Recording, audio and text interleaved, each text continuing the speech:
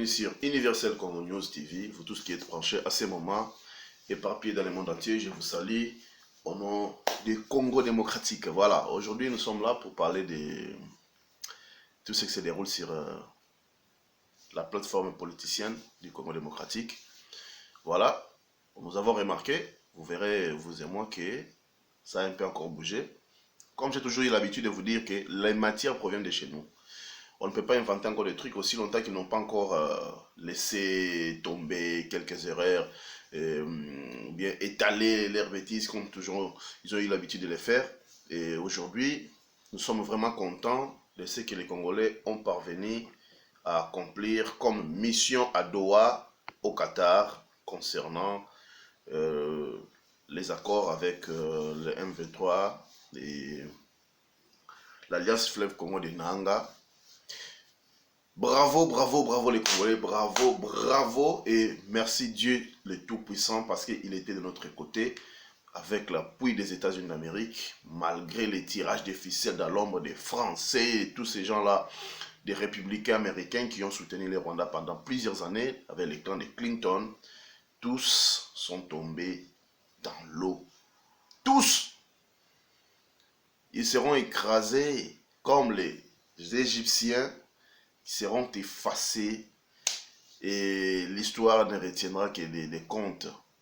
Il y avait certains Rwandais qui se sont aventurés au Congo pendant autant d'années avec un certain président Kagame et ça restera comme ça dans les annales, dans les archives archaïques en fait de l'histoire du Congo. Comme aujourd'hui nous avons toujours la tendance d'écouter les histoires de Sendoué, de Moulele, qui encore, de Moïse Tshombo qui a fait la sécession, avec cette folie qui prend Nanga, qui ose croire que c'est lui qui a commencé avec ces histoires de faire des sécessions, d'attaquer le gouvernement central. Mais c'est juste une répétition de mauvais goût parce que nous connaissons la fin.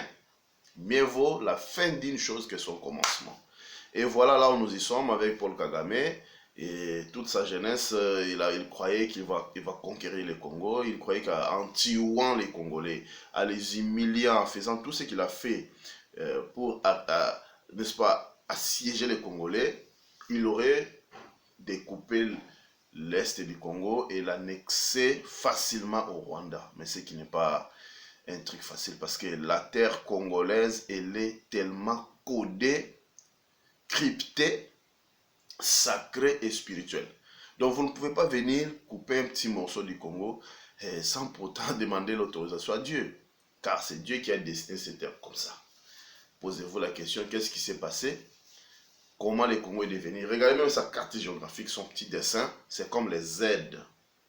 Vous ne remarquerez pas. Remarquez avec moi, le Congo c'est comme Z. Donc c'est la fin. Le Congo c'est la fin. Donc il ne faut pas aller s'aventurer là-bas avec un petit dessin du Rwanda qui n'a pas même de sens, c'est comme un voyelle. Une voyelle, je ne sais pas, c'est O, c'est A. Regardez la carte du Rwanda, c'est comme une voyelle. C'est comme U, c'est comme A, c'est comme O. Je ne sais pas comment l'identifier. Un pays enclavé qui n'a même pas l'accès à la mer. Donc un pays comme ça, vous croyez vraiment dans votre tête là, que vous allez venir couper un grand morceau pour annexer votre pays enclavé. Vous serez toujours enclavé. De telle manière que vous n'avez pas l'accès à l'océan, ni à l'océan Indien, ni à l'océan Atlantique. Alors, vous croyez vraiment que le Congo, là, même si vous prenez le Kivu, vous laissera en paix, comme ça, sans rien faire. Même si Tshisekedi ne serait plus président de la République. Mais il faut se poser la question, aujourd'hui, moi, Kagame, si je ne suis pas là, quel sera l'avenir du Rwanda? Parce que les hommes passent, hein, mais les problèmes restent. Et ils resteront réglés sérieusement avec les Congolais parce que les Congolais ne lâchent pas les affaires. Nous sommes comme ça. Tu peux venir, tu fais ce que tu as à faire, tu passeras, le Congo lui restera. Et s'il y a des rancunes là, on va te poursuivre jusqu'à la énième génération. Merci et bravo à toute l'équipe nationale qui nous ont représentés à Doha. Comme on avait vu, Maman Kaikwamba, elle nous a représentés bel et bien aux États-Unis avec cette facilité des langues internationales qu'elle est vraiment en possession, pardon. Elle parle 3 langues, c'est comme si ça découlait d'un robinet, pardon. Les langues, elle parle l'allemand couramment, elle parle l'anglais couramment, le français couramment. Donc c'est une bénédiction venant de Dieu, avoir des enfants du pays comme Madame Kaikwamba à nos côtés et dans l'équipe nationale pour combattre les ennemis du Congo. Et elle a réussi. Donc pour moi, elle peut s'appeler Kimpa Vita Kaikwamba. C'est ça le nom qu'elle mérite. Kimpa Vita Kaikwamba Wagner. C'est ça. Bravo à elle parce que ceux qui yote maman n'habite makambo toto suka nango wapi. Pour te bele bakenda kuna ba français bele mi yibi batumoko mibali meneti bakanga bango basoka na basinga. Donc mibali moko sans charisme. Batumoko boyeso amonika quelques billets verts et s'il pour na bango monike vie bongi. Ils ne savent pas la charge qui était sur leurs épaules. On devient leader pour se sacrifier pour les autres. Vous avez l'exemple, il y a Mosé Laurent Désiré Kabila. A commetté les erreurs, a dit non, maintenant je dois réparer ces erreurs avec les actes. Il s'est retourné contre les Rwandais et il les a montré de qui ils avaient affaire. Un vrai Congolais. Si vous me regardez, vous voyez, je suis comme Tshisekedi. Vous me regardez, bien, vous verrez que à moi, il y a une face de Mosé Laurent Désiré Kabila. Si vous me regardez encore mieux, vous verrez que je suis comme Jean-Pierre Bemba. Donc nous, les Congolais, nous avons aussi nos faces. Si vous me regardez encore bien, à moi, se dégage une certaine figure de Simon Gimbangu. Encore bien, vous verrez, je suis comme Adolphe Mouzitou. Donc, nous sommes vraiment semblables comme ça, à partir de nos figures, notre race. Mais si vous regardez les gens comme celui qui a quitté au pouvoir, malgré il avait grossi, mais les gens comme lui, ce sont des... Vous verrez un peu, il y a beaucoup de points. Si vous regardez encore bien, Nanga et moi, on a des traits. Parce que nous sommes des Congolais. Malgré ces bêtises, mais il est notre frère. Mais il faut toujours les sanctionner pour que cela serve d'exemple aux autres qui viendront de ne plus répéter les mêmes bêtises. Parce que ce schéma-là, ça se connaît déjà. Ça commence par A et ça finit par X ou Y. Donc, ton traversée là, on sait ce que tu dois faire. Trahir le Congo avec des Rwandais ou avec des expatriés chinois, je ne sais qui, pour venir faire foutre de la merde, tuer les gens pour déclarer les dialogues et arracher quelques postes au gouvernement. C'est fini cette histoire-là. C'est vraiment archaïque cette formule-là, ça ne vaut plus la peine de l'appliquer pour obtenir je ne sais pas quelle solution qui emmerde encore notre pays et faire machine arrière encore et encore. Les gens sont en train d'évoluer, nous avons tout ce que nous pouvons, les Congolais doivent vivre bien, très bien manger à notre faim, même nos chiens là. Les animaux domestiques doivent s'y manger à leur faim, construire de très belles maisons, vivre au moins notre temps sur terre, mais bien, car nous sommes des pieds sur la richesse mondiale, sur le cœur de la richesse mondiale. Les Congolais, c'est un thème. Attends, une carte mondiale pour établir une carte nion ce qui existait dans mon kill. Au moins, les places RDC, dans le noyau. Je l'ai toujours dit, les Congos, c'est le noyau de la planète Terre. C'est l'épicentre de toutes choses. C'est par là, c'est la racine principale de l'arbre qui regorge toutes les matières premières du monde. Attention qu'il n'y a pas de Mississa et Kenda. Mais bichot, on a place en Makamongo, donc les magmas, il y a volcan, il y a richesse, il y a Mukili, ils en ont Congo. Donc ça veut dire que quelque part, aux autres députés, toute la commission, les sénateurs, les ministres, aux autres Makambango, c'est une illusion. Non, il faut prendre ça au sérieux et en réalité, que place d'enfant, il y a beaucoup de sécurité. C'est lui qui a compris cela, c'est Tshisekedi à comprendre. Moussa qui comprend mais dernier moment parce que à ça signé qui va document, à ça pas n'importe quoi mais et si parce que tu as déjà trahi, il faut payer la peau cassée, il a payé ça, donc il a son sang, il a dit dernier mot, ne jamais trahir le Congo parce qu'il avait compris qu'est-ce qu'est la trahison.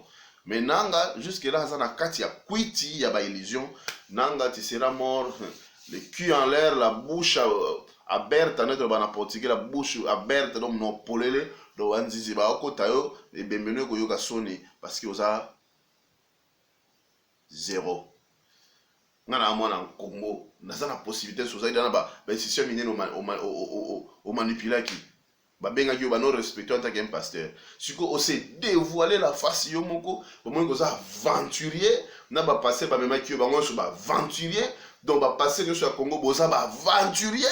Bah, tout le monde d'éviter bah, conglomérat des opportunistes farces. Hein? Conglomérat des opportunistes farceurs, voilà. Assis sur je ne sais quoi, les biens. Quel est votre Dieu? Le Dieu des pasteurs de Congo là. Quel est votre Dieu? Dites-moi le Dieu que vous priez. Il s'appelle comment? Une religion qui n'a même pas de base. Une religion, je ne sais pas moi, donc ancrée, ils sont dans les mécanismes de la manipulation juste pour devenir des riches. Et après, Bozumbo Kana Bote Batumate à l'Okuta. Les hommes qui les ont développé, tout le monde découvrir grâce à l'informatique, grâce à l'information, grâce à Internet, tout le monde découvrir que nous sommes en aventure. Dieu, quel est Dieu que vous priez, pasteur politicien, pasteur manipulateur? Aventurier. Regardez ceux qui godem pour un pasteur à la trabilama rose comme un PD, un pasteur à la trabilama rose comme un homosexuel, un pasteur qui danse avec des fesses rentrées comme ça comme une femme, à qui le bosso on achète à bina pour mon. Est-ce que pasteur a comme bina bon le comme star ou ça wera son to jibe azo bina yende leader, bochaka maboza chaka na poche. Yende nzambe siko. Donc bandimi wande ba komi siko bato oyo ye azo manipuler ba fan club ba kanga bango allo ba sur eux, ils vont apporter de l'argent, leur richesse pour l'offrir à lui. Donc c'est lui qui représente Dieu. C'est lui Jésus. Ba pasteur Ozu ba mbongo ba shole ndenge moko donc ba tout le monde comme ça makambo banzambe il suffit ka bazana ba ndimi belé ba bike voilà on peut pas peser dans la balance parce que nous avons la majorité des gens qui croient en nous. Donc on peut tirer les ficelles de tous les côtés. Tout côté dans la politique, tout côté dans la batte. Et comme il est moi donc si vous en avez belé, comme il peser dans la balance, vous manipuler bateau, vous manipuler le gouvernement. C'est ça non? À cause d'argent, quelques billets verts. Mais ma terre, c'est une beauté à bateau, beauté à thé. Quelle est la solution du 5 pour la santé à Congolais? Est-ce que monsieur va être dans un programme où non biso 5 que toujours proposé dans le gouvernement santé à Congolais d'attaque gratuite? Rien. Et ça va beaucoup côté là-bas étranger, beaucoup côté là-bas, tout le monde république, et ça va beaucoup côté là-bas, oh, ça contre biso. Bah comme ils sont dans mitema, ne va oublier bozo sala. Les Congolais qui sont morts là, et pas la ville de la Congo même pas. Mais sous prétexte que boza bato en Zambie. Et c'est bato en Zambie ça m'a boa bata satana. Bato en Zambie ça m'a et bon moteur. Boza bato satana, ma pasteur congolais, ba abbé congolais, tous ceux qui vont avec boza ba farceur. Boza ko yede pays ne loko mon côté. Boza ta kimia loka ba kimbangi c'est ba vana là-bas. On kimia. Bo fana ta kimia ne ba musulman ba vanda là-bas. On kimia na Congo wana. Boza ta exemple ya banani oyo ata ba apostolo ba loba na bango te me ba sambela na bango. Mais bino ba pasteur ya ba église de réveil. Surtout bino depuis que le président Tshisekedi a commencé à pouvoir et que Dalonda zaki soki nani donc parce que Dalo on a colonel on a mouchile là. Dalo to mutete on a mutete là. Dalo on a mutete là. Pour moi le mingi ba français linga le tengama. Mais on a tete là. Donc depuis que passer là commence à me la connaître comment on va passer ba zo skoyo péter ba comment va généraux donc ba comment le ba n'importe quoi faire n'importe quoi. Godem poi yo potere mo lobby. Tamboka na poka Tshisekedi président. Netinga mutura yo na kozwa yo godem poi. Omaka ndo baka sima munene wana loka mwasi ko tando na se fimbo kozwa. Okolapa. Na se ndo bosaba aventure. Godem poi. Kano aka sima munene loka mwasi yo batandi yo na se 300 fois aller retour ozaka mo se quoi okolapa. C'est par là vous comprendrez que basakana na mokonzité. Bino botanga la Bible dit que Jésus-Christ de Nazareth, moi Nzambe, il a été fouetté pour l'autorité bazalaki. Parce que biso autorité la biso neto mo zo ba pasteur, to tcheli kolo autorité, ba pasteur sikoyo ba mo manipuler ba bikonzi. Au nom de la Bible. Yo godem po Nzambe no comme nonani. Nzambe ni na pesio permission au telema au zafia. Neto ba donc hein, au sala bras de fer dans gouvernement. Et au sabra de faire le gouvernement, c'est au sabra de faire dans le président de la République. Est-ce que pour les simples députés, comment ils militaires dans le salaire, quoi ça a monté? D'abord récupérer yo, on va te fouetter en public comme ça et couper ça te belé les sopos. Na moi qui va politicien qu'il faut la fouetter bino. Madame Kamera qui est la France. Dans la rêve ya Kamera, il a dit donc Nzambe merci pour ma cambo et bimi nyoso na poissa. Depuis kaka président Tshisekedi a quelque chose na ba américain Donc, commandé comme tomber l'un après l'autre, l'une après l'autre. Moko na moto mo découvrir yé. Kiabula, tout la mouissi ya zaza. Aha.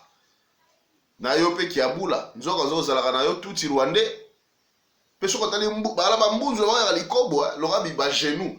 Soko tali ka rwandais so ka likobo na matoi minene, ba tuti bia ba matoi. Yo ka matoi moi zolo moi jamais likobo ezanga raté. Soko tali berté bisi mo mona ka likobo. Ata boliti mais likobo. Crâne allongé au moins moi genre. Biso tali mito sur les ala. Moi mito ba congolais. Biso ba congolais to ka boye. Mito boule matama au moins avec no ça va congolais wana. Soko moni ngomona ngati Tshisekedi, soko moni ngomona Jean-Pierre Bemba, soko moni ngomona Adolphe Muzitu, soko moni ngomona ngati Simon Gimbangu, au moins avec milongi na biso ebima. Mais soko tali kiabula wala bia malgré ba maneti wala ta kana ba veste, au moins ka yebonga kate. Au moins mutu aza flou, neti apakola ka mafuta te mutu moko boye, basaka moi genre. Ake wapi? Yo za gouverneur, tiki gouverneur ka bongo, soko parlement provincial, banal batikala na gouverner bango. Voilà. Donc pour nanga président Tshisekedi, dans la constitution qui sera établie pour gouverner le Congolais prochainement, il ne serait pas bien que les provinces soient dirigées par les autochtones, soi-disant. C'est par là qu'il va infiltrer les opportunités à quota pour détruire Mboka. Parce que ceux qui, d'ailleurs, est-ce que le président de la République du Congo, afin d'aller natif à Congo, bien sûr, mais il dirige tous les Congolais. C'est ça l'exemple à suivre. Donc, comme cette représentation sera, le président dirige tous les Congolais, de toutes les 450 tribus réunies, qui représentent le Congo, qui est notre mère. Cela veut dire que les gouverneurs des provinces, toutes les provinces qui composent la RDC, ne peuvent pas être un autochtone de la province en question. Donc, il doit venir de l'autre côté, du gouvernement, de l'arbre généalogique du gouvernement établi à Kinshasa. Parfois, ça a mutu ya parti oza na pouvoir. Pour ceux qui ont une opposition, ça n'importe quoi.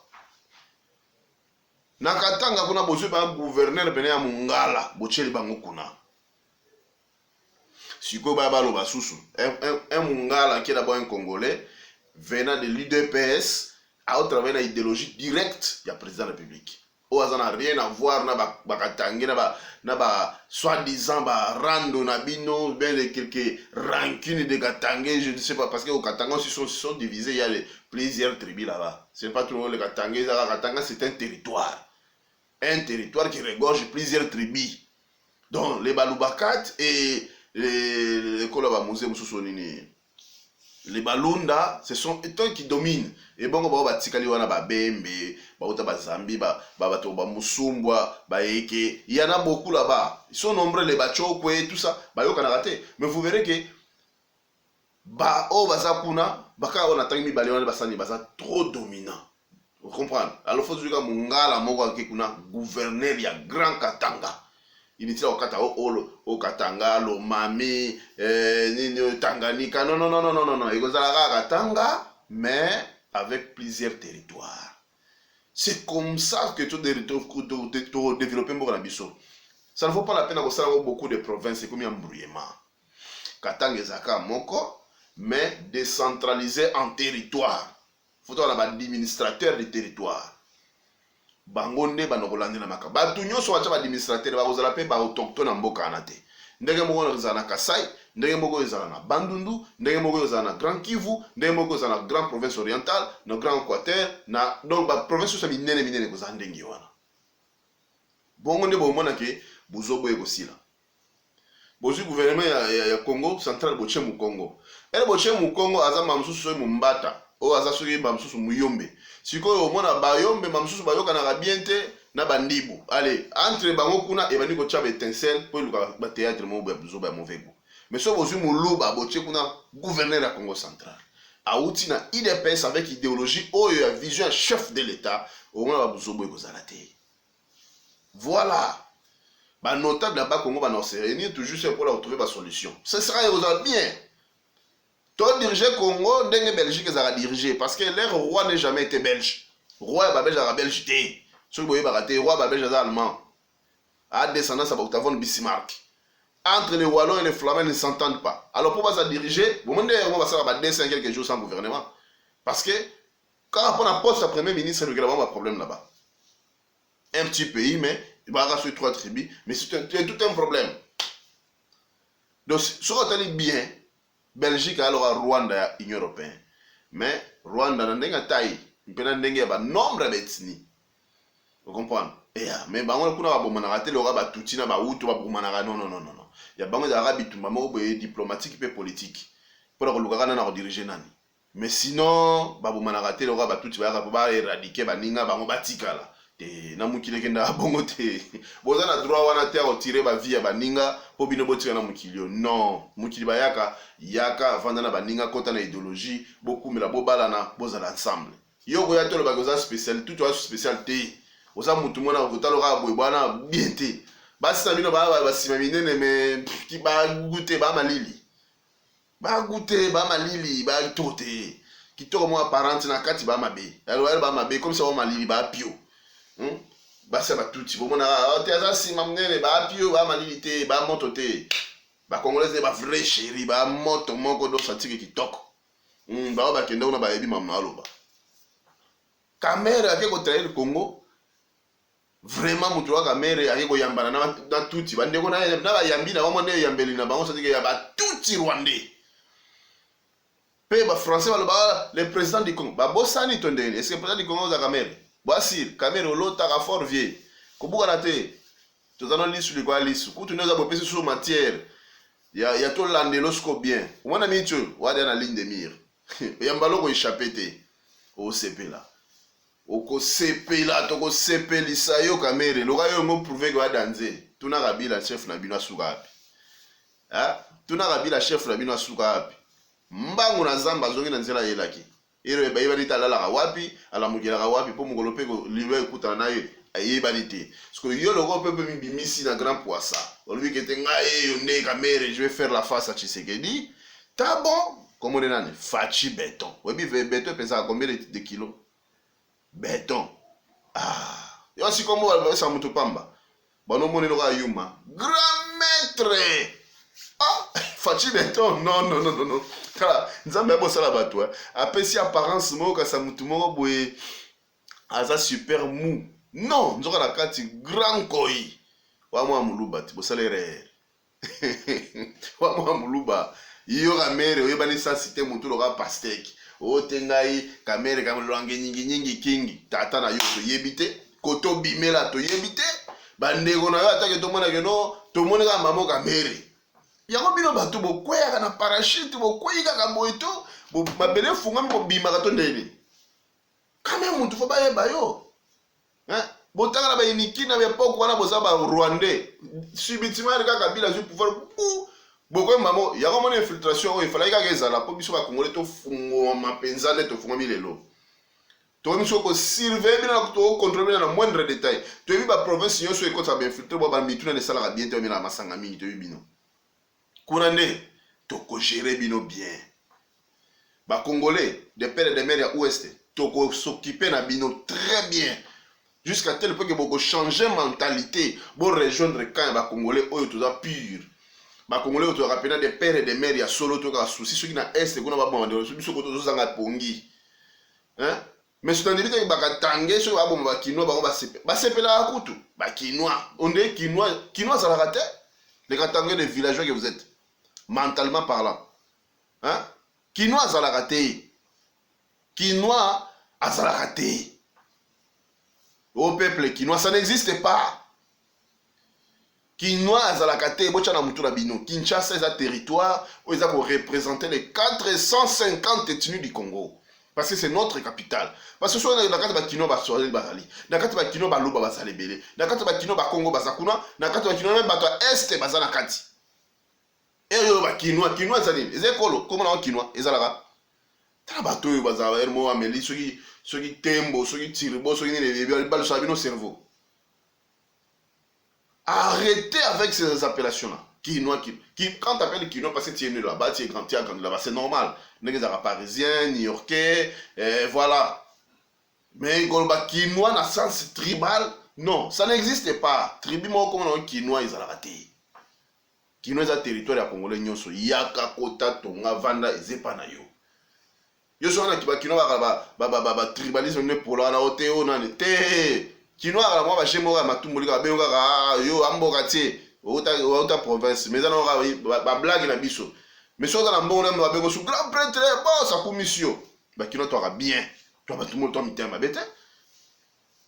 To lingande buzoba te. So na buzoba ntuko mona mam na yo se pa na ote. Eh, combien de temps vous sais-je? Quand tout ça les Katangé c'est quoi? Hein? Histoire de Katanga, bilo ouais bien. T'as la bateau, pambo. Vous venez me mêler masanga, vous n'importe quoi. To quoi siège bien, to moni. T'as là tout i Rwandais belé ba bima ote basa ba Tanzanie. Ba Tanzanie ngo ba ya na Congo, ya ba Masai ngo fo ba tuti. Hein? Ba Masai wana stoko récoller bino tout. Bon on a parlé de la Tanzanie. C'est quoi ça? Bon to Tanzanie on ba bantu ba kateka ba tuti. Avec des projets machiavéliques, alors ça n'importe quoi. Dans la bâche, plus jamais. Bon, c'est là. Bon, on a qui m'a dit, qui a voulu ça, tout la mousse yaza. Yo moko, qui m'a dit. Bah, ben, il sera répondre à Kinshasa. Kinshasa a la force. Kinshasa, ça pèse. Les qui n'ont répondu, vous n'êtes pas chef de ministre intérieur. Au Kimi Poani. À quelle région de chef na bang. Voilà. Donc, bah, si les gens qui biso, parce qu'ils cartel mon mima. Donc, bah, toi, union sacrée, union salité, union solo. Boya Soussou avait histoire de union salité, la binoana. Fachi Béton, Azawana, pour changer constitution. Vous verrez. Katanga sera dirigé par l'un des fils de ce pays, mais à Oaza Katangete. Pour Makamoué, dans l'ordre. Donc, Katanga, tu vas chercher un Équateur, qui est dirigé Bangala. Oye kola ndeko na patriotisme bangala bazaka nango. Bangala bazaka jamais na tribalisme. Yango mo lingala e domina balangi nyonso ya Congo parce que na kati ya lingala tribalisme za lakate. Olobi lingala to sololi bien, to sali ba faire toleka. Na tena no kanikisaka yo bona te. Atozolo ba ona sutak ya mnoka mboka na yo po lingala na ba sutak ta lebele. So mo ba lingala na o tatu. So mo Congo ba lingala na santika o mo Congo.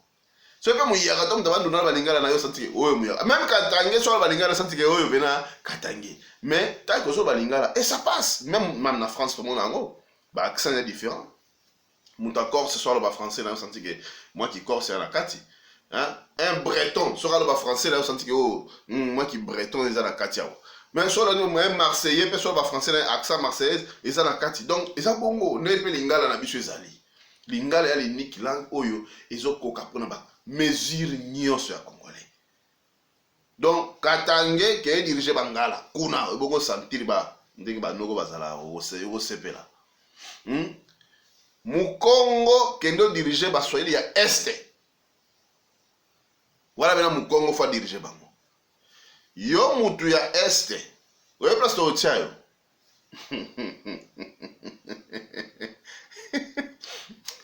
Bato ya Este. Toti na jona ba Congo bo banga te ba Congo bazaka du poso chable pa ba luba bo kate ba ta eso chable na pa ba Congo bo vanda kuna o comprendre eza bongo siko ba oyo se tikali ba se comportant bango bien ba landaka lokolo et ça fonctionne. Voilà. Kamel va nous trahir à la image à la image mo ba manete ya ce opposant opposant à l'institution en place. Opposant à l'union sacrée. Union sacrée, mais toi tu vas nous cracher au visage.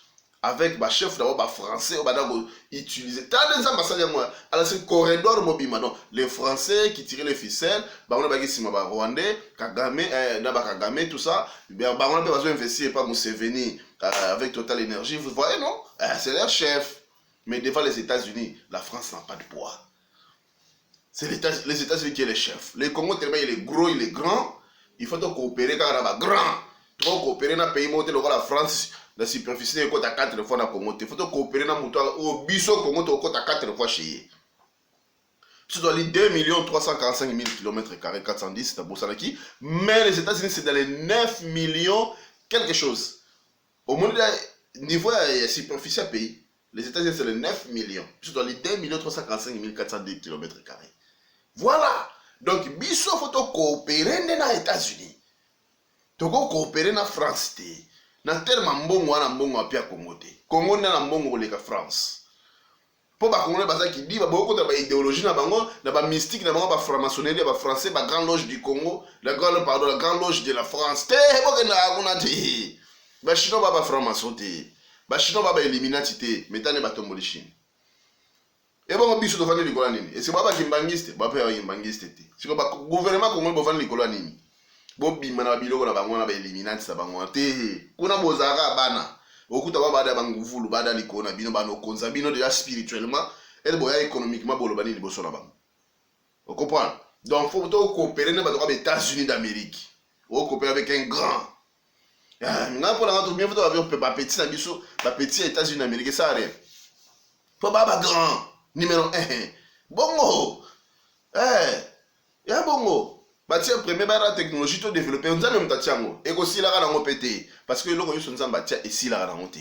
mtabang sabino te o soki o caméra eloni ana jini kalamita okufana ba oda eda bango ba loika bango to ba okende bakagame ba okende kala mingi te bomwa ba no sauter moko nzamba sala donc asali mpeza ba oleka mutatia l'éternellement mukilio azate mais kongonde do bozwa te banyamulenge eri yango bobo sala da ba valise bino bozo ngala bile pa bino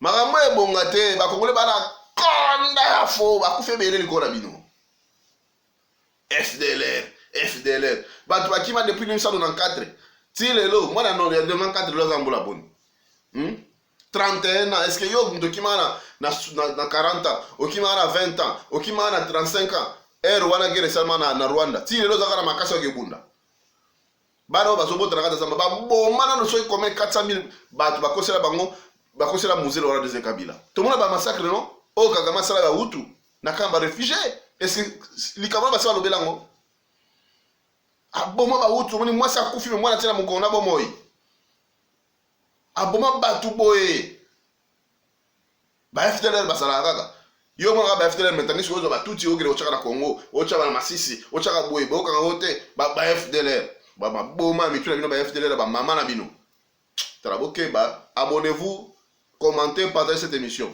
et comme na bango ba ka sa banga bango kamera tozano maele yo zela to chona ligne de mire kokoza bena kabesa tozana maele kobuka na TV tozano pa to contrôler yo sala o sala wana kolela mnoga mboka na bino